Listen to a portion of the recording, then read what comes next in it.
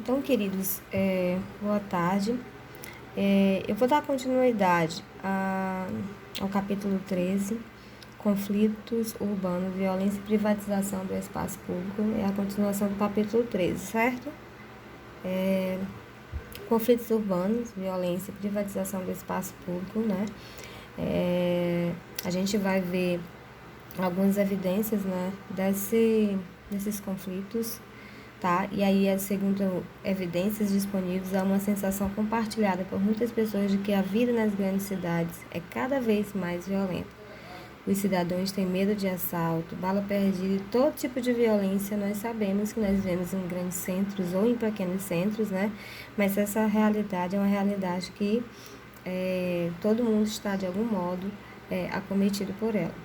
As consequências sociais desse sentimento compartilhado são, na atualidade, um importante objeto de estudo da sociologia, né? A sociologia, ela tem se voltado para esses conflitos nas cidades, tanto nas grandes cidades quanto nas pequenas cidades, tá? As consequências sociais desse sentimento compartilhado são, na verdade, na atualidade, um importante objeto de estudo da sociologia. Repetindo, o medo tornou-se uma justificativa recorrente para as mudanças na administração dos espaços públicos e privados e nas formas de mobilidade urbana. A veiculação de notícias de cunho violento pela mídia reforça e alimenta a sensação de medo da população. A todo momento a gente tem visto, né, se você colocar nas mídias sociais ou nas redes sociais, inclusive na própria televisão aberta, o que a gente tem é basicamente notícias ruins, notícias de assalto, de latrocínio, de morte, de roubo, de assalto. Então, assim, é uma realidade que nos assola a todo momento, tá? As consequências do medo, né, por causa dessa busca de proteção, multiplicam-se os condomínios fechados, que oferecem opções de comércio, de lazer em um ambiente protegido por serviços de segurança privada.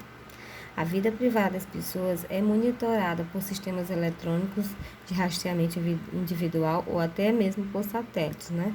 A suposta proteção de grades, muros e até barreiras de arame farpado, cercas elétricas e muitas vezes ainda não resolve a situação de perigo que vivemos.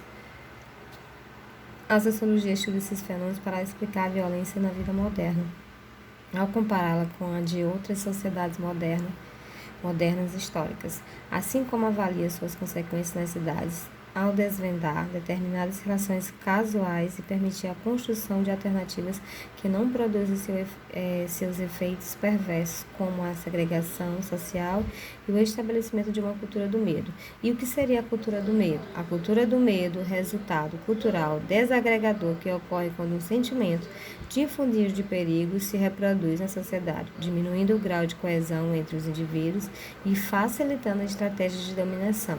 Na atualidade, a cultura do medo está fortemente associada à criminalidade urbana, ou seja, a todos os acontecimentos urbanos que nos levam para observar a violência.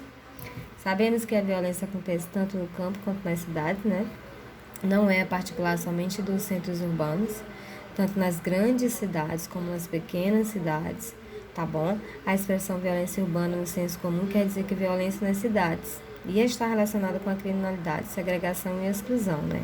Criminalidade a gente sabe de todas as formas, a segregação, a separação e a exclusão, inclusive, né? As pessoas elas tendem a se separar, a se excluir por conta dos acontecimentos do cotidiano que levam às formas violentas, né? Ao longo do século XX, a sociologia desenvolveu diferentes teorias para analisar a situação de violência nas cidades, em especial entre os jovens, que são a maioria das vítimas, né? São a maioria das vítimas. Desorganização social, frustração, atribuídas à desigualdade de oportunidades e envolvimento com a criminalidade. E aí a gente tem o rótulo entre jovens de minorias étnicas e pobres, que geralmente são as vítimas dessa violência. Então, quando ele fala dessa frustração atribuídas à desigualdade de oportunidades, né? Que vai levar à criminalidade, que sempre se rotula os jovens, principalmente das minorias étnicas, né, negros e pobres, que são geralmente vítimas dessa violência urbana, tá? Eu coloquei uma atividade para vocês, digo que é sociologia urbana, e aí vocês vão poder pesquisar da página 308 à página 311. Segundo o capítulo 2, Ordem versus Conflitos, duas perspectivas sobre as cidades, o que permitiu o surgimento das cidades. O que é a Escola de Chicago? Quarto, defina o que é as relações urbanas. Quinto, fale sobre o autor George Simmel, tem um vídeo sobre o autor, a teoria dele, também vocês vão poder ver na página 310 o que ele fala sobre a postura blasé, né? Ou atitude blasé em alguma outra literatura. Tá? E vocês vão fazer a atividade e vão enviar a foto no PV para mim, tá certo?